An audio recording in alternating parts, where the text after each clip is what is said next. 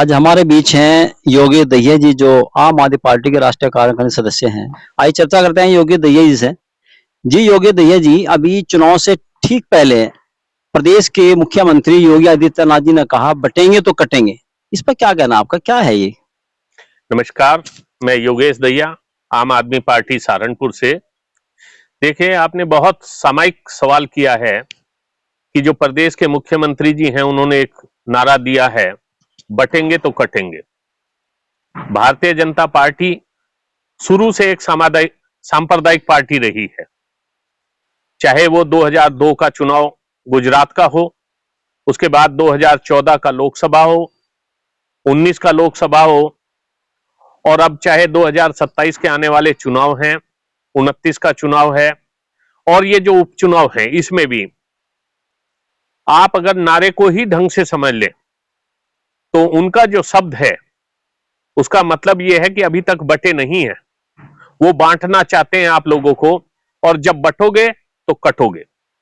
तो इस तरह से ये पूरे समाज को एक नारा देना चाहते हैं कि अब समय आ गया है, आप सांप्रदायिक की आग में झोंके जाओगे। ये कहीं किसी स्कूल की बात नहीं करते, अस्पताल की बात नहीं करते, किसी इंफ्रास्ट्रक्चर की बात नहीं करते। जैसे इन्होंने लोगों को कहा था कि काला धन, काला धन, काला धन से इनका मतलब यह था कि काला धन में बहुत कमाई है। आज देश जो है अपना 3 गुना काला धन 2014 से 2024 में स्विस बैंक में हो गया, लेकिन इनका लाने की न मंशा तब थी न अब थी। नोटबंदी में इसी तरह इन्होंने जनता को झोंका था। कोरोना में आपने देखा है कि कोरोना का इलाज इन्होंने पुलिस से और लॉकडाउन से किया गया था, जो आज तक कभी कहीं नहीं हुआ था। इसी तरह से उपचुनाव में आपने देखा होगा, जो 13 तारीख थी वो एक सही तारीख थी। उसके कारण देखकर, सब चीजें देखकर, सब तैयारियां देखकर चुनाव आयोग ने घोषित की थी। लेकिन 13 से 20 तारीख क्यों हुई है, इसका कारण, इसका जवाब ना तो चुनाव आयोग ने दिया है, ना भाजपा के पास है, ना किसी की समझ में है। लेकिन उन्हें यह दिखाई दे रहा है कि इन 7 दिन में उन्हें क्या खेल खेलना है, इसके लिए चुपचाप ये तारीखें बदलवा दी गई। इसी तरह से मैं कहना चाहूंगा कि बटेंगे तो कटेंगे एक बहुत भयंकर नारा है, जिसको एक आम आदमी को देखना है, अपनी आने वाली नस्लों के बारे में देखना है, और इस भाजपा से पीछा छुटाने के लिए इसके भयंकर नारे को अपने आप मंथन, चिंतन और समाधान में लाना होगा। दहिया जी, आपके जो प्रदेश प्रभारी हैं संजय सिंह जी, उन्होंने ऐलान किया है उपचुनाव में समाजवादी पार्टी को समर्थन देने का। तो क्या समझते हैं, इसके क्या दूरगामी परिणाम आ सकते हैं? देखिए, चूंकि देश इस वक्त 2 धड़ों में बटा हुआ है, आपने भी देखा होगा, एक एनडीए और एक इंडिया में। जहां पर आम आदमी पार्टी चुनाव में नहीं है, वहां वो इंडिया का समर्थन करती है। और इन उपचुनाव में जो है उत्तर प्रदेश में समाजवादी पार्टी लड़ रही है। तो संजय सिंह जी ने ठीक समय पर यही कहा है कि आम आदमी पार्टी का जितना कैडर है, संगठन है, सदस्य हैं, वो सब लोग भाजपा से पीछा छुड़ाने के लिए समाजवादी पार्टी यानी कि इंडिया के पक्ष को समर्थन करेंगे। आगामी पार्टी की क्या तैयारियां हैं 2027 को लेके आपकी, या फिर 2029 को लेके क्या तैयारियां इस तरह की हैं? देखिए, आम आदमी पार्टी एक राजनीतिक दल है, सबसे नया बना हुआ दल है। पिछले 11-12 साल में सबसे तेजी से बढ़ने वाला दल है। 2 राज्यों में, दिल्ली और पंजाब में सरकार है। 5 राज्यों में हमारे लोकसभा और विधानसभा से प्रतिनिधि है, जिसमें गोवा, गुजरात और जम्मू कश्मीर से भी हमारा अभी एक विधानसभा में सदस्य गए हैं।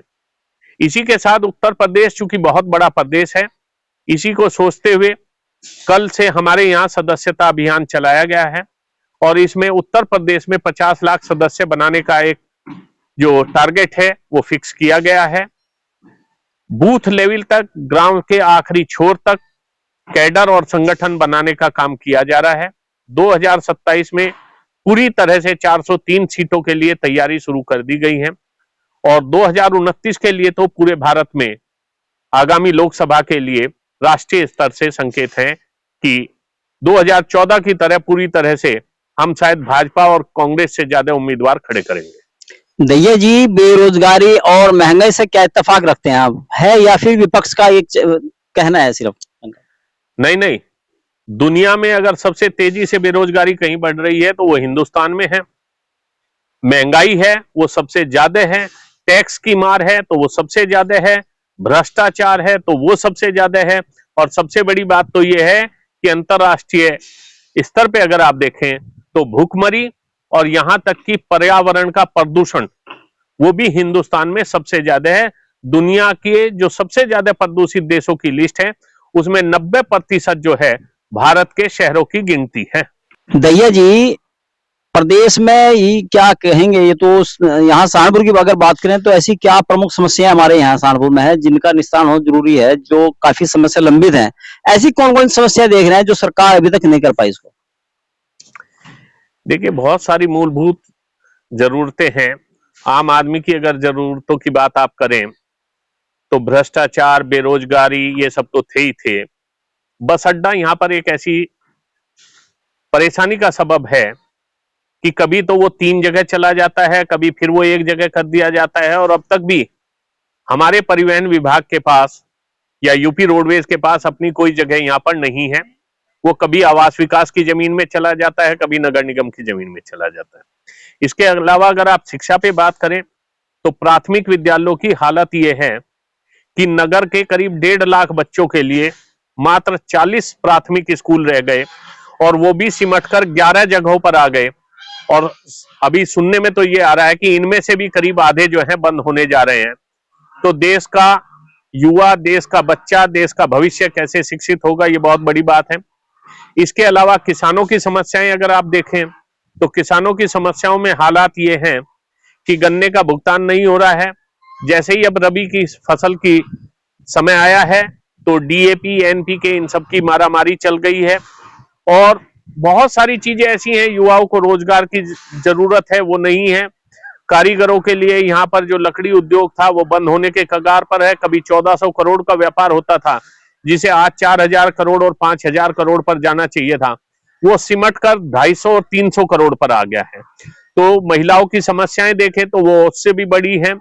इसी तरह से आपने देखा होगा जो ये प्राइवेट मनी लेंडर हैं जिन्हें साहूकार कहते हैं, या जो ब्याज का एक मसला है, उसमें भी बहुत सारी वो हैं। इसके अलावा अगर आप देखें तो पिछले 2-3 दिन से आपने देखा होगा जिस तरह से पुलिस के साथ जो है आम जन भिड़ रहा है और पुलिस की पिटाई कर रहा है।